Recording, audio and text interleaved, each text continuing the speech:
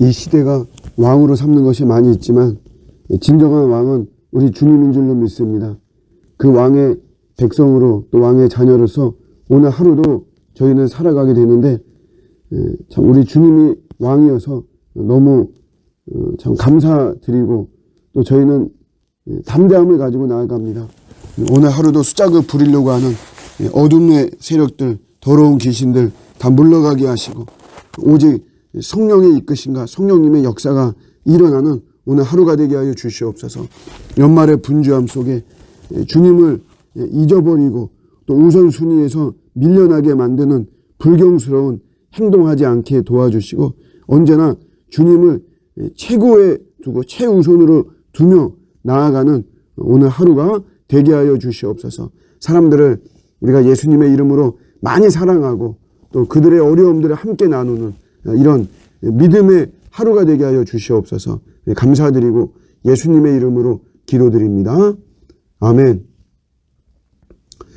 오늘 주시는 말씀은 빌레몬서 1장 10절에서 12절입니다.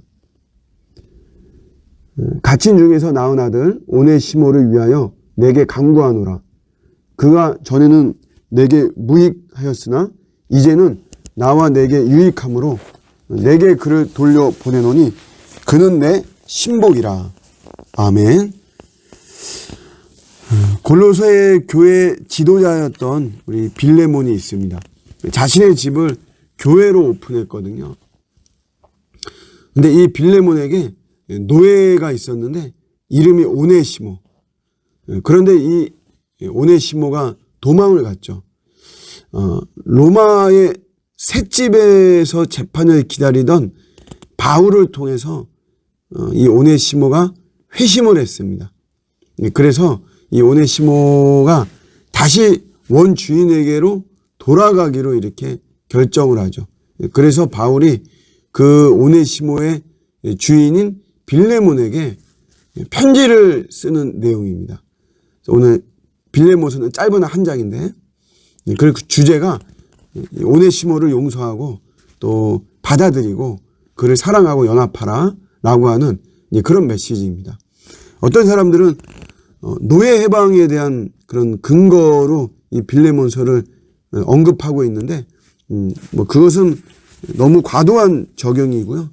뭐 물론 적용하는 것은 좋죠. 그렇지만 이 노예 해방이라고 하는 것을 염두에 두고 바울이 이런 빌레몬서를 쓴 것이 아니고 복음이라고 하는 것은 용서가 있는 것이다.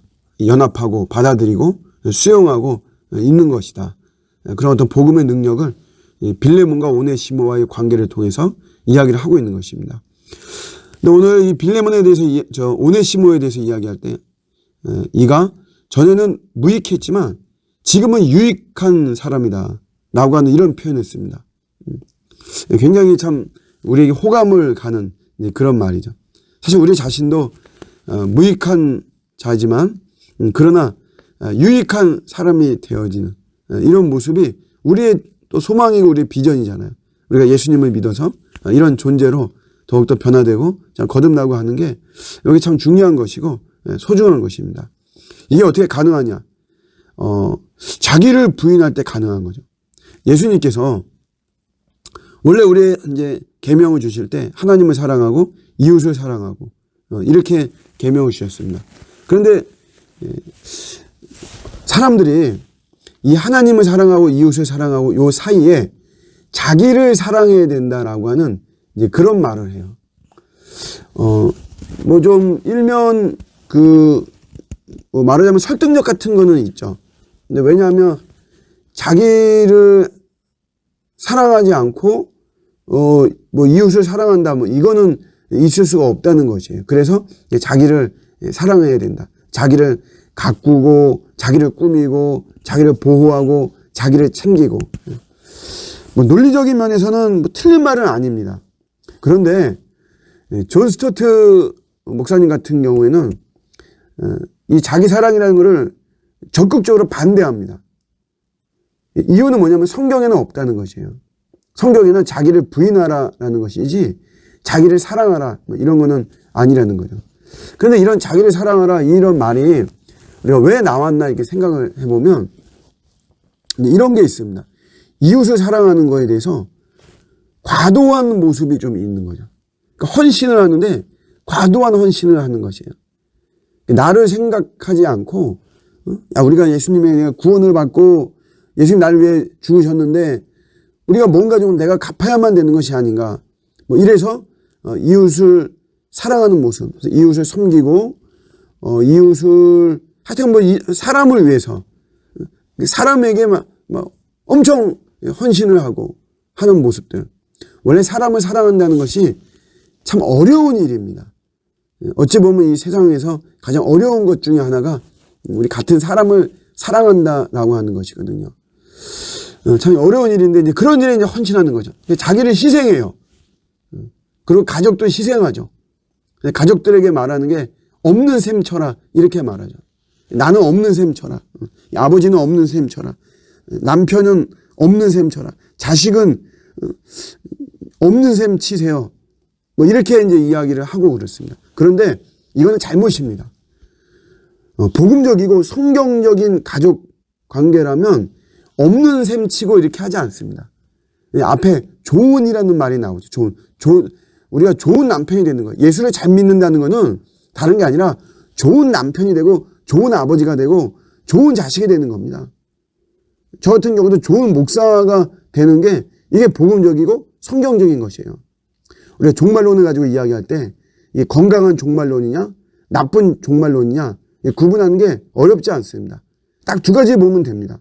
하나는 뭐냐면 징조를 최종적으로 보느냐 이런 거죠. 최종적으로 보면 그거는 건강한 종말론이 아닙니다. 종말의 징조들이 계속 있다 그랬어요. 예수님이 오실 때까지. 지진이나 전쟁이나 기근이나 이런 징조들은 계속해서 있는 거죠. 그런데 그 하나를 보면서 완전히 종말의 최종적인 이거는 증거와 징조를 삼는 거는 이건 잘못된 겁니다. 예수님은 호련히 오시거든요. 어느 날 갑자기 오시기 때문에 그게 어떤 최종적인 그런 징조를 볼 수 없어요. 임박한 종말론은 볼 수는 있지만 이게 끝이다 이렇게 말할 수 없는 거죠.